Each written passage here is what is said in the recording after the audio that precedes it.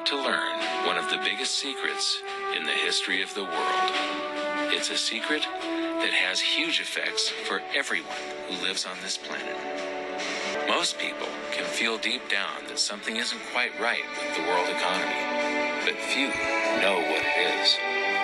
Gone are the days where a family can survive on just one paycheck. Every day it seems things are more and more out of control, yet only 1 in a million understand why. You are about to discover the system that is ultimately responsible for most of the inequality in our world today. The powers that be do not want you to know about this, as this system is what has kept them at the top of the financial food chain for the last 100 years. Learning this will change your life because it'll change the choices that you make. If enough people learn it, it'll change the world because it'll change the system. For this is the biggest hidden secret of money. Never in human history have so many been plundered by so few, and it's all accomplished through this, the biggest scam in the history of mankind. They say that money doesn't grow on trees, but the truth is that the modern banking system creates currency far faster than trees can grow. Most people don't have a clue how currency is created. Economists and bankers make it sound so complex that people think they can't understand it. But I'm going to strip our monetary system down to its essence so that you can see the scam behind the curtain and just how it affects you. Every modern society creates currency in pretty much the same way. But since the US dollar is the majority of the world's currency, I'm going to use the United States as our example. It all starts when some politician says, "Vote for me and I'll make sure the government provides you more free stuff than my opponent will." But there's no such thing as a free lunch.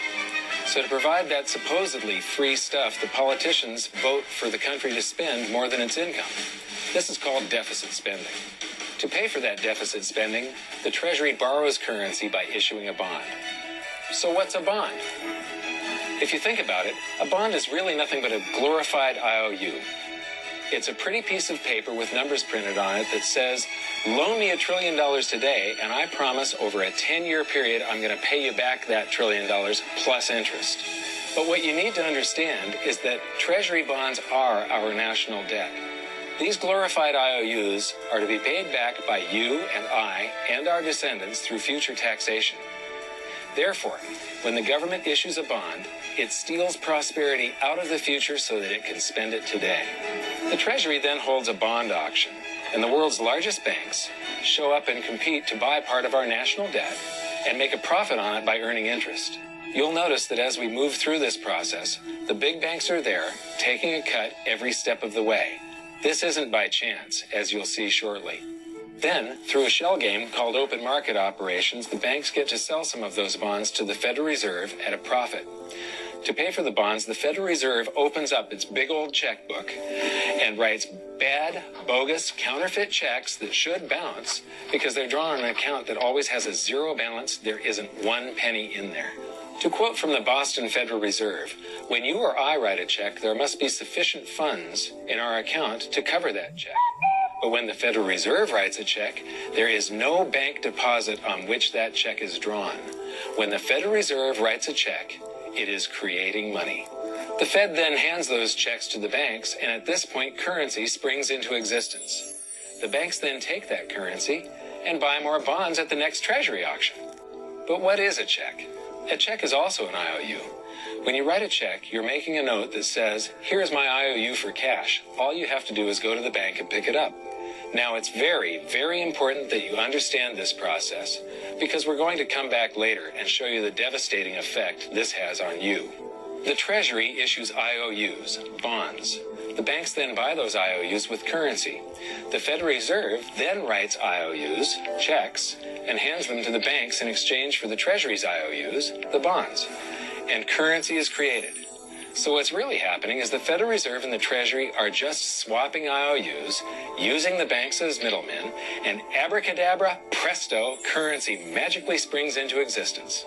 This process repeats and repeats over and over again, enriching the banks and indebting the public by raising the national debt. The end result is that there's a buildup of bonds at the Federal Reserve and currency at the Treasury. This process is also where all paper currency comes from. The Federal Reserve and the government mistakenly call it base money because they didn't watch episode 1 of this series and they don't know the difference between money and currency. But I will correctly refer to it as base currency because it is not money. It is currency, and as we've learned, there is a big difference. Money has to be a store of value and maintain its purchasing power over long periods of time. We learned in episode 1 that earlier in our history, our paper currency was just a claim check. It was a representation for real money of intrinsic value, the gold and silver that was held on deposit at the Treasury. You could walk into any bank and slap your currency, like say a $20 bill, on the counter and redeem it for real money, a $20 gold piece. But now, this base currency that's piling up back here is really nothing but a receipt or a claim check on an IOU, that bond. So it's really nothing but a supply of numbers. The Treasury then deposits the newly created currency into the various branches of the government, and the politicians say, hey, thanks for that. And the government does some deficit spending on public works, social programs, and war. The government employees, contractors, and soldiers then deposit their pay in the banks. Now, this may come as a shock to you, but when you deposit your currency with the bank, you're not actually depositing it into an account to be safely held in trust for you. Instead, you're actually loaning the bank your currency, and within certain legal limits, they can do with it pretty much anything they please. This includes gambling in the stock market and loaning it out, at a profit, of course. Now this is where the machine of currency creation really gets cranking, because this is where something called fractional reserve lending comes into play. Fractional reserve lending is exactly what it says. The banks are allowed to reserve only a fraction of your deposit and loan the rest out. Although reserve ratios may vary, I'm going to use a 10% reserve ratio as our example. If you deposit $100 in your account, the bank can legally take $90 of it and loan it out without telling you. The bank must hold $10 of your deposit in reserve just in case you want some of it. These reserves are called vault cash. But why does your bank account still say you have $100 if the bank has stolen $90 of it? Because the bank left IOUs it created, called bank credit, in its place. Now, I know this sounds crazy, but here it is in black and white from the Fed. Commercial banks create checkbook money when they grant a loan simply by adding new deposit dollars in accounts on their books in exchange for a borrower's IOU. These are nothing but numbers that the banks type into their computers. And even though these bank credit IOU numbers are very different from base currency numbers, because they only exist in computers, they are still currency.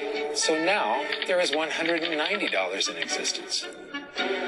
Now, the reason people take out loans from the banks is to buy something. They're going to buy a house or a car or something like that. So the borrower takes the $90 that the bank loaned to him from your account, and he pays the seller of the item. But then the seller deposits that currency into his account, and his bank loans out 90% of that and leaves bank credit numbers in its place. So now there's $271 in existence. This process repeats and repeats until under a 10% reserve ratio, an initial deposit of just $100 can create up to $1,000 of bank credit, all backed by $100 of vault cash, just 10%. But as I said, reserve ratios vary wildly. On some deposits, it's 10%, on others, it's 3%, and on some forms of deposits, reserve requirements are 0. The result is that the expansion of the currency supply by the banks is far greater than even this example would lead you to believe. So once again, when currency is deposited in the banks get to lend it out, and then it gets redeposited and relent, redeposited and relent, redeposited and relent over and over again, creating bank credit all the way. This is where the vast majority of our currency supply comes from. In fact, 92 to 96% of all currency in existence is created not by the government, but here in the banking system. Now, massive amounts of currency spewing into society may at first sound like a fun idea. That is, until you remember one of the most important hidden secrets of money from episode 1, that the prices of everyday goods and services act as a sponge on an expanding currency supply. The more currency we have, the more prices rise. This is where inflation comes from. The true definition of inflation is an expansion of the currency supply. Rising prices are merely the symptom. So our entire currency supply is nothing but a couple of bucks whipped up in this hocus-pocus scam where the Treasury and the Federal Reserve swap glorified IOUs and a bunch of numbers that the banks just type into their computers. That's it. That's our entire currency supply. It's nothing but a supply of numbers. Some of them printed, most of them typed, and there is nothing else. But if you thought that was crazy, get ready to enter the twilight zone of modern economics.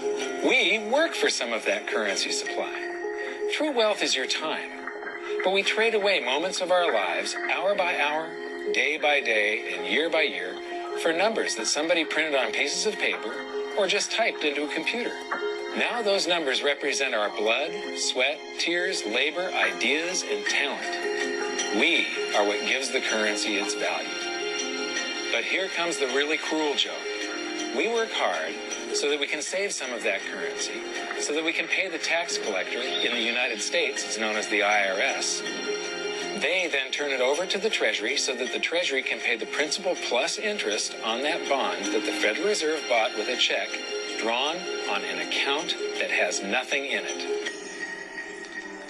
Now let's do a recap on this section because this is where the system begins to rob you and I on a massive scale. Much of our taxes are not used for schools, roads, and public services, but to pay interest on bonds that the Federal Reserve bought with a check drawn on an account that has nothing in it. The Federal Reserve is committing fraud. But here's one of the biggest secrets of them all. Before the establishment of the Federal Reserve, there was no need for personal income tax. The Federal Reserve was created in 1913, and that very same year, the Constitution was amended to allow income tax. Do you really think this was just a coincidence? Ask yourself how much income tax you've paid over your lifetime. Much of it has been silently siphoned away into the hands of those who own the system. Yes, this system has owners. Who they are is an even bigger secret that we'll get to shortly. But first, we need to understand the mumbo-jumbo of the so-called debt ceiling. It's all based on a huge paradox. There was interest due on that bond, and there was interest due on every one of those loans that the banks made. That means that there is interest due on every dollar in existence. Let me ask you something. If you borrow the very first dollar into existence, and that's the only dollar that exists on the planet, but you promise to pay it back plus another dollar's worth of interest, where do you get the second dollar to pay the interest? The answer is that you have to borrow that one into existence and promise to pay it back with interest as well. So now there are $2 in existence, but you owe $4, and so on and so on. The result is there's never enough currency to pay the debt. There is always more debt in the system than there is currency in existence to pay the debt. Therefore, the whole system is impossible. It is finite. It will come to an end one day. What would happen if the government stopped borrowing to do deficit spending? Are the payments on those treasury bonds going to stop? What would happen if the public stopped borrowing and going deeper into debt? Are your house and car payments going to stop? No. There is a payment due every month on the principal plus the interest on every dollar in existence, and those payments do not stop. If we stop borrowing, then no new currency is created to replace the currency that we used to make those payments. Whether you're making a payment on a loan or paying tax to make a payment on a bond, the portion of the payment that goes to pay off the principal extinguishes that portion of the debt. But the debt also extinguishes the currency. Currency and debt are like matter and antimatter. When they meet, they annihilate each other. If we just pay off the principal only on all the loans and bonds that exist, the entire currency supply just vanishes. So if we don't go deeper into debt every year, look what happens. The whole thing goes into a deflationary collapse under the weight of those payments. Politicians and pundits alike talk about balancing the budget, paying down the debt, and living within our means. They don't understand that that is deflationary.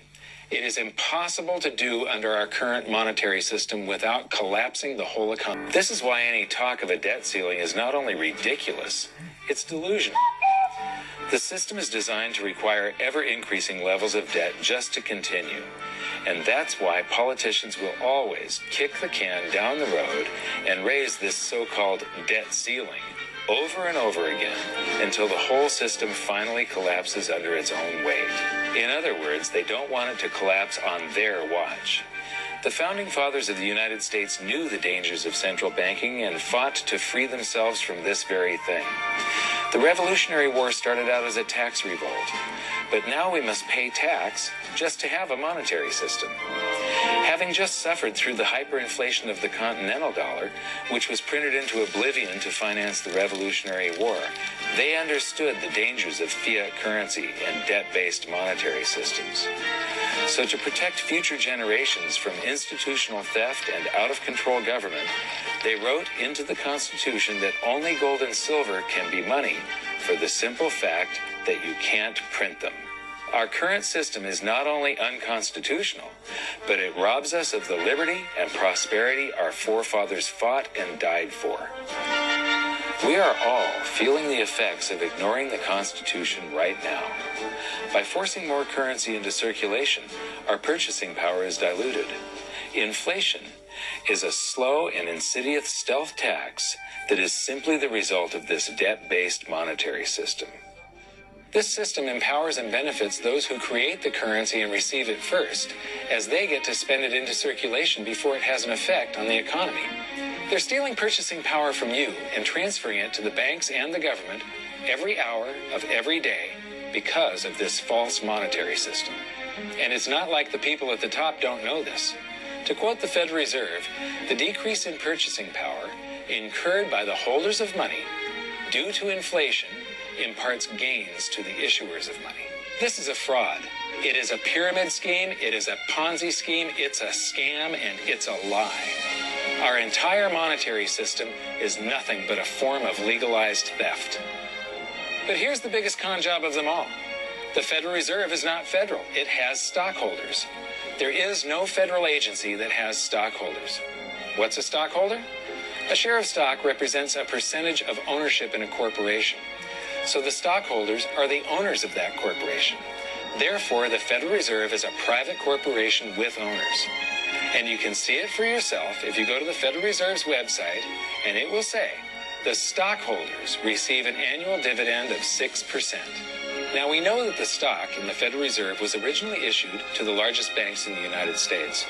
But because of mergers and acquisitions through the years, you can't actually trace who owns the stock in the Federal Reserve. That's a very closely guarded secret. My guess would be that the owners are those primary dealers, the banks that get to make a profit by selling part of our national debt, those bonds, to the Federal Reserve, who buys them with a check from nothing. Then we pay tax to pay the principal and the interest on those bonds so that the Federal Reserve can pay the banks a 6% dividend. Don't be alarmed if you don't quite comprehend the deception of this system at first glance. Very few people do. It is purposely complex.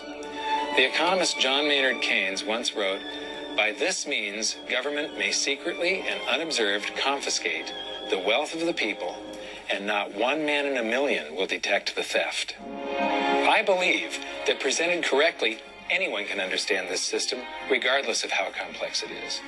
So let's do a recap and break it down even more.